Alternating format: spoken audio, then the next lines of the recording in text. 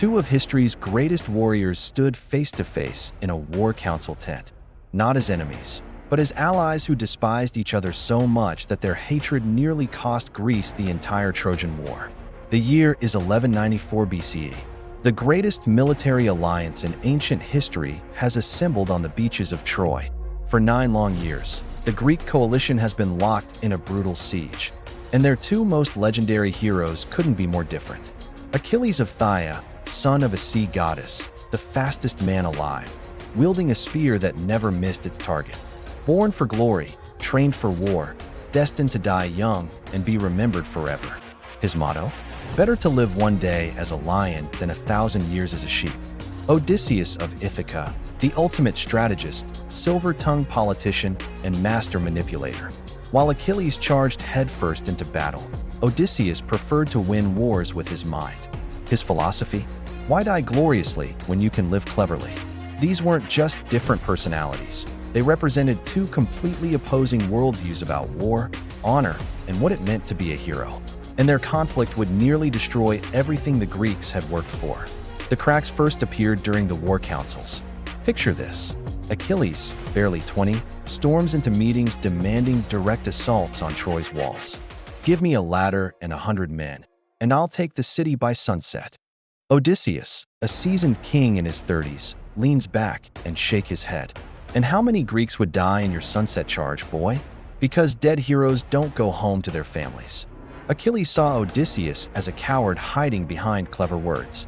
Odysseus saw Achilles as a reckless child playing with lives like toys. But the real hatred began when they started competing for influence over the other Greek kings. When King Agamemnon needed military advice, he had two options: Achilles' brutal directness or Odysseus' calculated cunning. And here's where it gets interesting. They were both usually right. Achilles was right that direct action could end the siege quickly. His personal combat record was flawless. He'd never lost a single fight, had killed Troy's greatest champions, and struck fear into enemy hearts just by walking onto the battlefield. But Odysseus was right that reckless attacks would bleed the Greek army dry. His strategies had already captured several Trojan allies, disrupted their supply lines, and kept the coalition from falling apart during the darkest moments of the siege.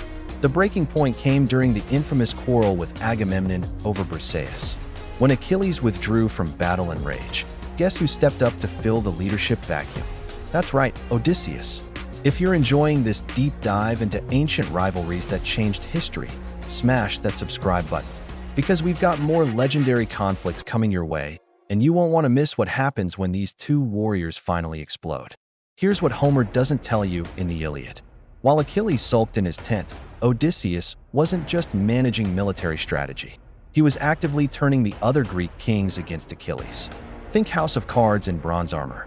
Odysseus whispered in royal ears, "Look how Achilles abandons us over a girl. Is this the hero you want leading your sons into battle?" Meanwhile, he positioned himself as the stable, reliable alternative. When Patroclus died wearing Achilles' armor, everything exploded. Achilles, mad with grief and rage, returned to battle with a vengeance. But here's the twist that most people miss. He didn't just target Trojans. He began openly challenging Odysseus' authority in front of the entire army. The moment came during Hector's funeral games. Achilles, fresh from killing Hector in single combat, stood before the assembled Greek forces and declared, "I am tired of fighting this war with words when swords would serve us better. Some of our leaders prefer safety to glory." Everyone knew he meant Odysseus. Odysseus rose slowly, and in front of thousands of warriors, delivered what ancient sources called the speech that saved Greece. He didn't attack Achilles directly. That would have been suicide. Instead, he did something far more devastating. He praised him. "Mighty Achilles speaks of glory, and truly, no man here can match his courage in battle. But I wonder, when we finally take Troy, will Achilles sail home to tell the story? Or will that honor fall to lesser men who happened to survive?" The implication was clear. Achilles was prophesied to die at Troy. Odysseus was reminding everyone that dead heroes make poor kings. Rivalry fundamentally split the Greek concept of heroism into two paths that echo through history to this day. The Achilles model, the warrior who burns bright and dies young, choosing eternal glory over a long life. Think Alexander the Great. who slept with the Iliad under his pillow and died at 32. Think every soldier who's ever charged into hopeless odds for honor and country. The Odysseus model, the survivor who uses intelligence over strength, who values getting home over getting famous.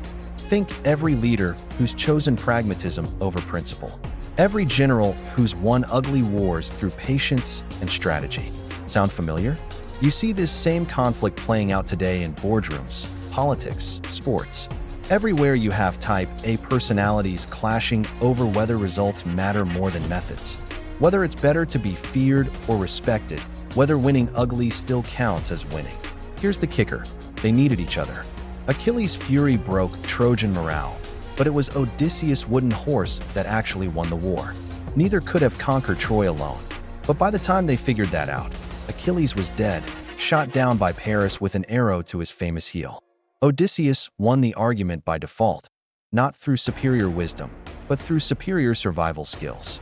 The real tragedy isn't that they hated each other. It's that their hatred made both of them smaller than they could have been. Imagine if Achilles had lived to learn Odysseus' patience. Imagine if Odysseus had embraced more of Achilles' courage. Instead of the greatest warrior and the wisest king, Greece might have produced the most complete hero in human history. What do you think? Team Achilles' glorious sacrifice or Team Odysseus' clever survival? Let me know in the comments. And don't forget to subscribe for more legendary rivalries that shaped civilization. In the end, their conflict teaches us something profound. Sometimes our greatest enemies aren't the people who want to destroy us. They're the people who represent everything we could be, but choose not to become. The greatest warriors who hated each other weren't destroyed by Troy. They were destroyed by the mirror.